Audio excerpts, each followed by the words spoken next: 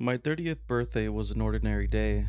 I splurged on a cupcake for myself, and my father sent me a birthday message the day before. He always got the days mixed up. I worked my shift without any of my coworkers being aware of what day it was. Only when I arrived home ready for bed, after a long shift, did the embarrassing thought dawned on me. I was 30 and I was still a virgin. In my teen years, I was an emotional wreck after losing my mom. Just getting out of bed was an achievement back then, let alone talking to girls trying to hook up. After moving out and getting two jobs to survive, I went from a crappy job to crappy job, trying to just get by. Dating wasn't even considered.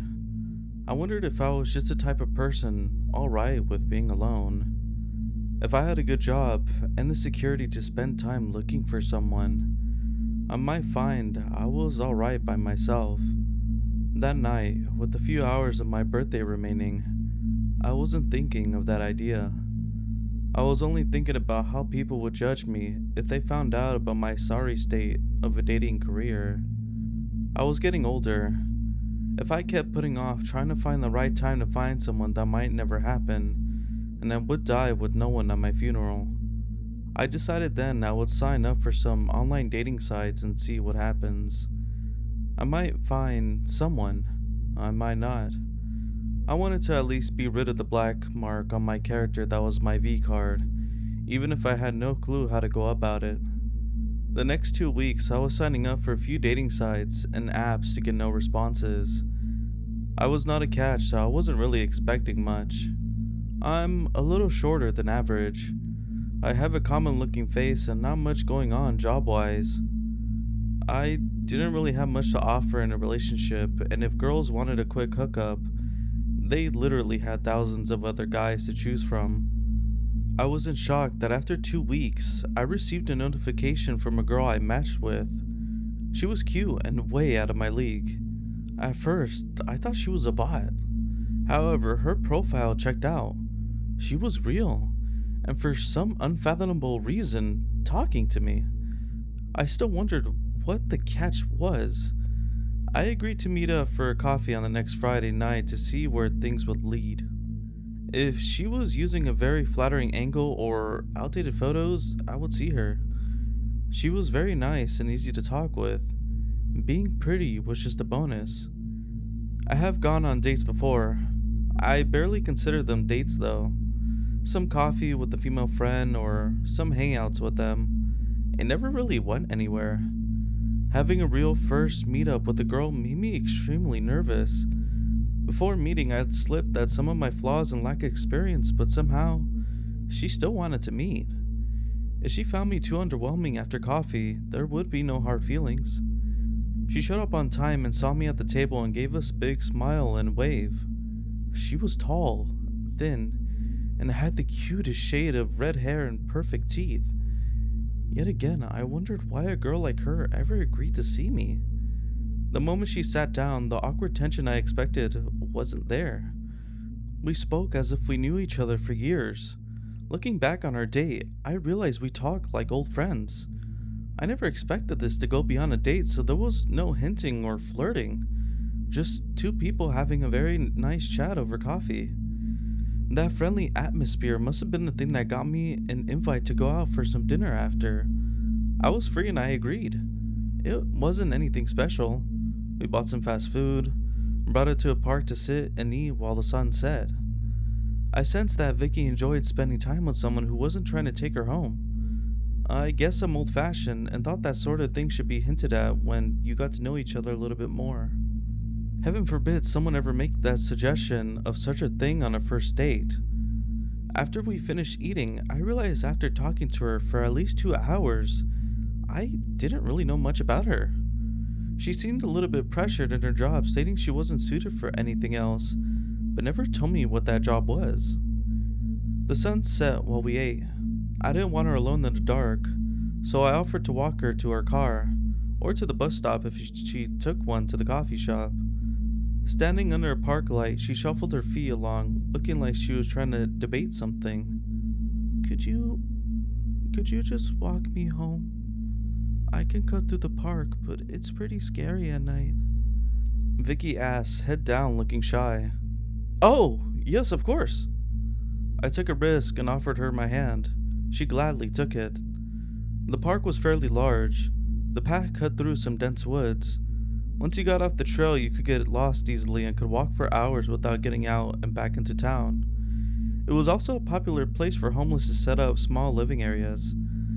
As clean and maintained the trails are, it wasn't a good idea for a single lady to go walking along them at night. Once I got on the other side and she was home safe, I could spend a little bit of money getting a cab back home. The coffee shop we met was within walking distance of my place. I honestly didn't want to walk through the park alone, and I hope we didn't run into anyone wanting trouble. Vicky was a few inches taller than me. If a fight came up, I think she would have a better advantage in one over myself. Due to my lack of experience, I didn't think she was asking me to walk her home to keep the night going longer, and possibly invite me once we arrived at her place. I'm glad I didn't assume that. I would have been very disappointed. On our walk, my phone pinged. It was another text from my father asking to borrow money. He always paid me back, but had a hard time paying bills at the start of the month. It's nice of you to help out. I bet your mother doesn't appreciate being so low on funds about the start of every month, though. Vicky commented after I explained what the text was about. My mother isn't around. It's just me and him. I told her, feeling a bit bad bringing down the mood of the walk. Oh, I'm so sorry. So, you're pretty alone, huh? It was a bit of an odd question, but I didn't even notice. I wondered if I clued things sooner, I could have avoided a bad situation. So, hey, let's say I invited you to stay over. Would you? We were only halfway along the trail when she spoke up again. Vicky's question made my face flush in the darkness of the trail. I tripped over my own feet and desperately tried to think of the right answer. I don't have any kind of experience with that kind of thing. I don't think I could bring myself to take you up on that offer, even though I do like you. I answered honestly, most likely not the answer a girl wanted to hear. After a few seconds, Vicky let go of my hand to walk in front of me to face me. I stopped walking to let her take a couple of steps ahead. I knew I was getting dumped. You're cute. I never go out with guys like you. But I don't think your type is going to do well on an app that is made for people to just hook up. She told me with a kind smile on her face. I guess I was stupid and assumed dating apps were just for dating, and not to find those who was ready to get freaky with. It was a little disappointing, but I would recover from this. Vicky was a nice girl, however, if I wasn't what she was looking for, I needed to accept it. This was the first date with some experience though. Maybe the next girl I would go out with might not be as nervous when the same question comes up. Let me at least walk you out of the park safely, I offered her. Oh, you don't need to worry about me. You should really worry about yourself right now. I looked at her confused. The sudden idea of her planning this and having some guys jump me came to mind. I only had my phone on me and $50 in my bank account if they got my bank card. I wouldn't lose much. Saying that I got robbed on a first date would be a great story. Hoping I wasn't about to get a beat down, I looked around trying to see if there was anyone hiding in the bushes along the trail. Alright. Should I give you my wallet now, or... I asked, not seeing anyone hiding. Toby, I like you. I'll offer you a deal. If you can run from me until sunrise, I'll let you live. What kind of weird joke was this? During our date, she hadn't acted weird or quirky. The sudden shift made me so confused on what was going on. I was alright with jokes, but I wished if this was one, she would have waited until we got out of the park. Vicky wasn't carrying a purse. Her jean pockets could barely fit her phone and some spare change for the coffee I didn't pay for. If there weren't any guys waiting to jump me, I didn't think she had anywhere to hide a weapon. I opened my mouth to ask her what she was thinking and please not kid around so we can get her back home, when she did something that made my entire body freeze. In the blink of an eye, Vicky was standing in front of me. Then a towering monster took her place. Its fur was the same shade of her orange-reddish hair. The face had slanted fox-like eyes and countless sharp teeth ready to rip into me. The beast almost looked like a fox, but a fox with a female bodybuilder. When the large hand with sharp claws started to reach towards me, I did anything any sane person would do facing that beast down. I ran, screaming into the woods. My mind was blank from terror. I just ran. Branches slapped on my face, cutting and tearing at my clothing. My actions should have costed me my life. Instead of turning around to run along the path, I ran into the trees, getting lost in the dark, leaving a perfect trail for Vicky to follow me. There's a chance if I stayed on the trail and in the open, she could easily catch me. I just ran, repeating, "What the hell? What the hell? What the hell? What the hell?" through my head until I tripped on a root, landing painfully onto the ground. I scrambled to get legs up, on fire and lungs heavy. I snapped out of my panic to frantically pull out my phone. I tried calling 911, only to not have the call even connect. I went down my list of contacts, trying anyone but with no luck. I then tried texting my father. The message just sat loading, refusing to send. My phone was useless. Still, just in case the text went through, after I was killed that night, I sent a message to my father telling him I loved him, and oddly enough, went to Vicky. She'd just given me a number, so I sent a message telling her I enjoyed our date. Alright, so what if she was a monster and just set me up to be eaten and this text might never send? I didn't want any regrets in the end. It was a nice date until the whole monster thing. I didn't have a chance to thank her yet for meeting a guy like me, even though the plan was to kill me the entire time. I put my phone away, trying to keep moving into the woods, trying to figure out where the hell I was. The moon was nearly full, giving me enough light to see by. Still, I was lost with no hope of getting out of the woods. Vicky might think I would go back to the path, so even if I could find it, so it wasn't really an option. I just walked along, sprinting in short bursts, hiding behind trees, trying to cover more grounds. After a while, the false hope started.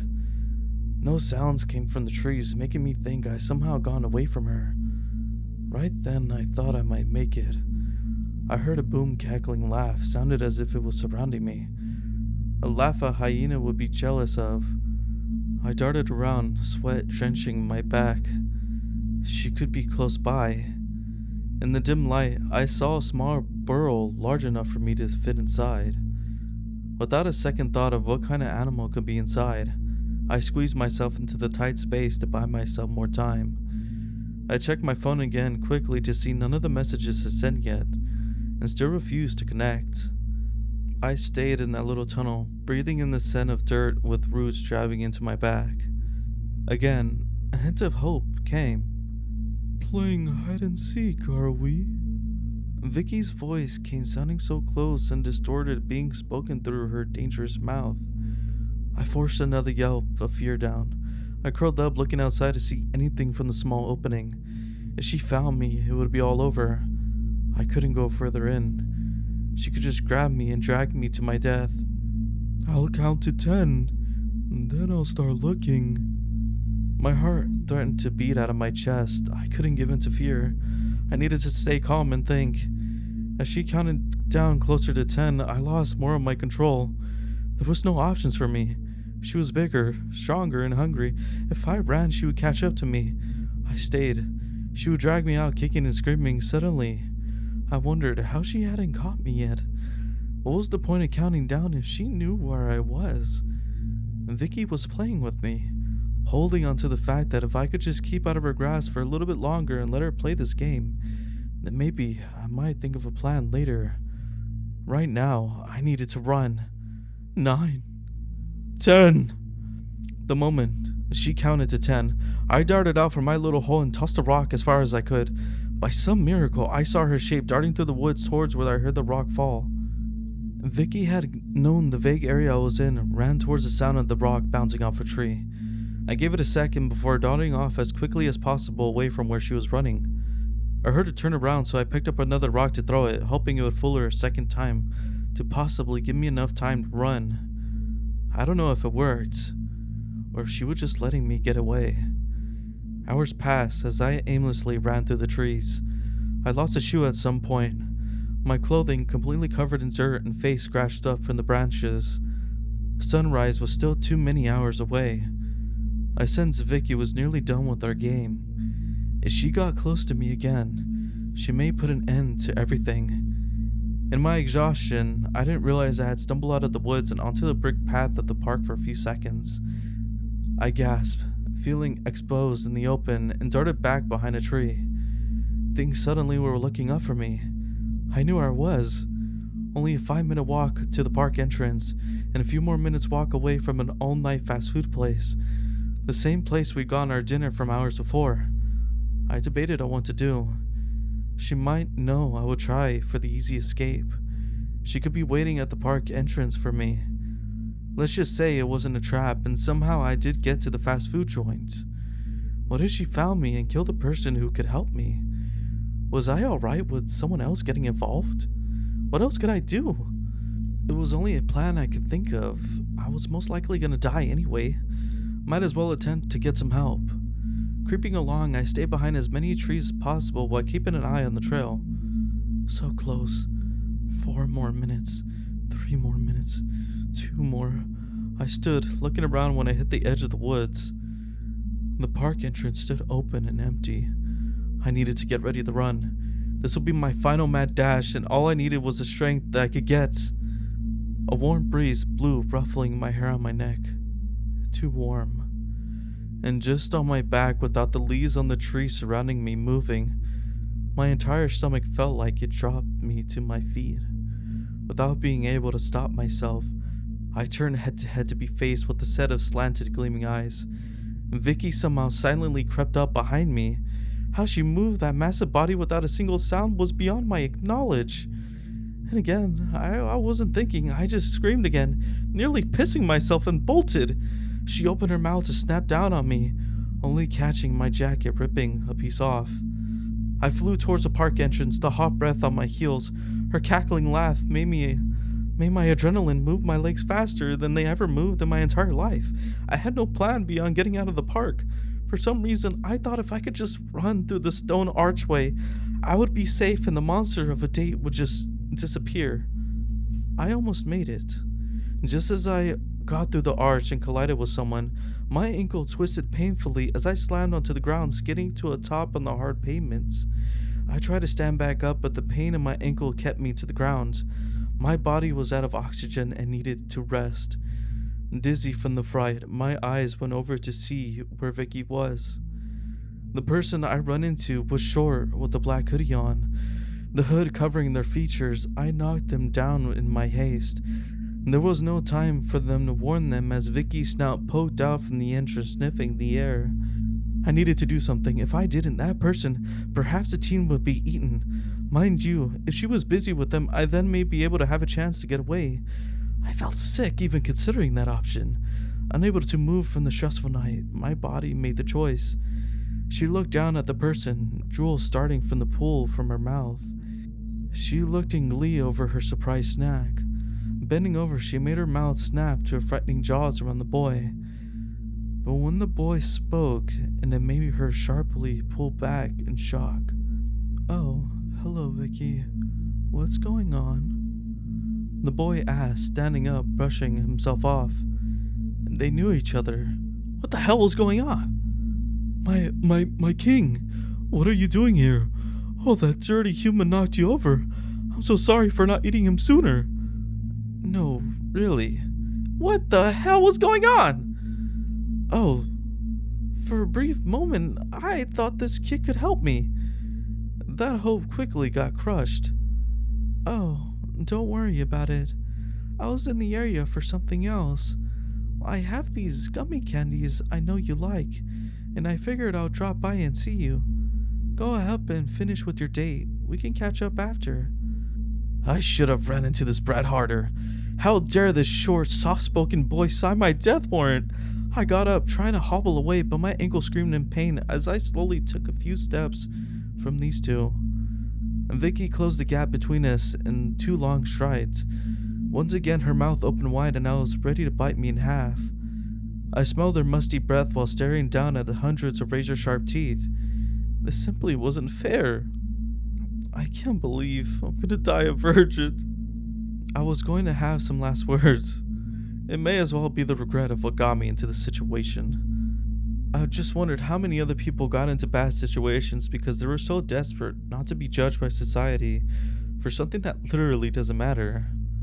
I could be the only one. Personally, I didn't care if I didn't want to hear the mocking from people when they discovered I've never dated.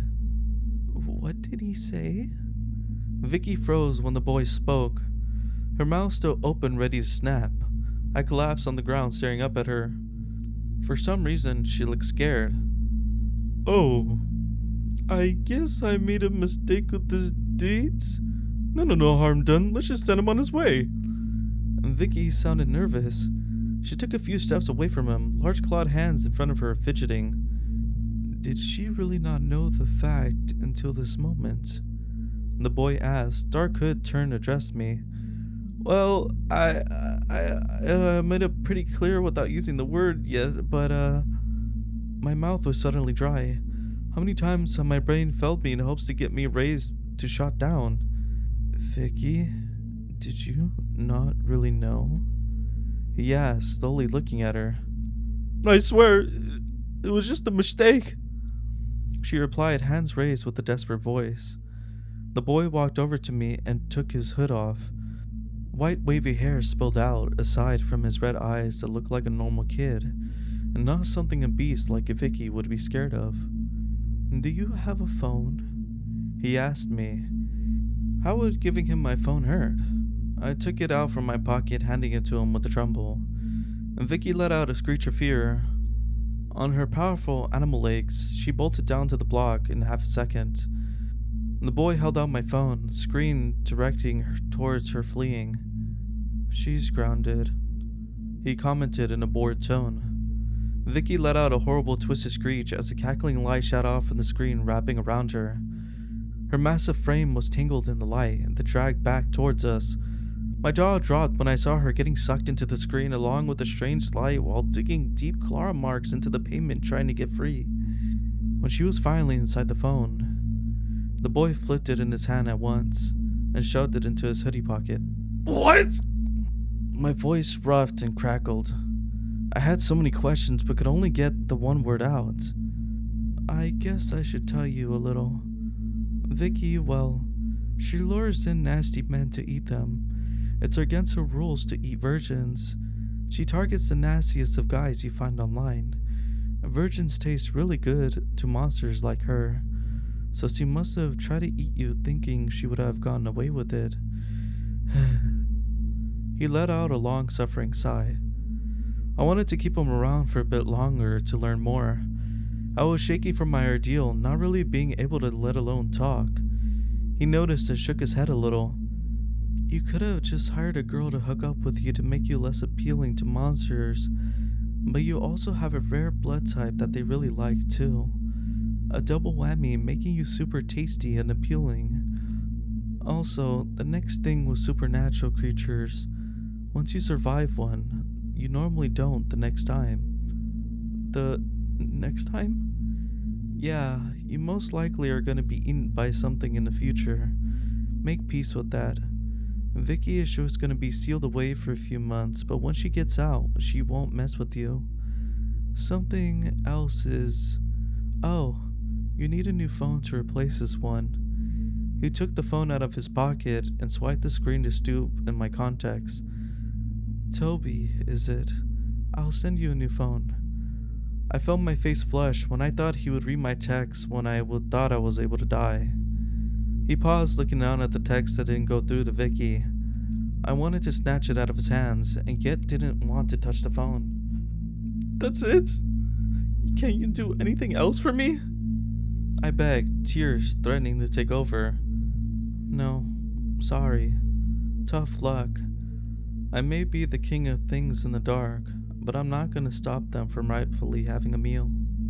My heart felt like breaking as he waved my pleas away and took a few steps from me. I stood on my twisted ankle, ready to chase after him when he stopped, turned, and looked at me. Well, actually, There is one thing. Do you want a job? Huh?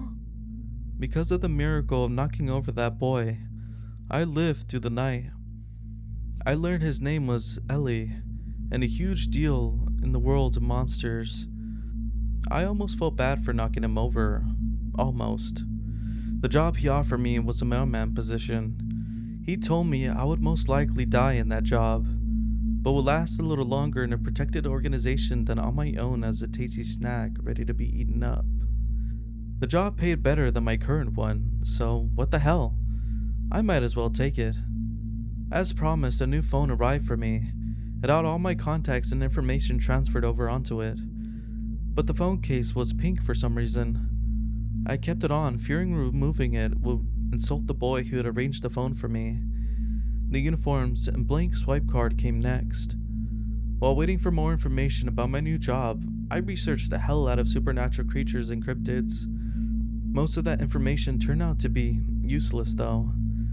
I did spend a bit of time just sitting on my apartment floor considering all the terrible choices in life that led me to that point.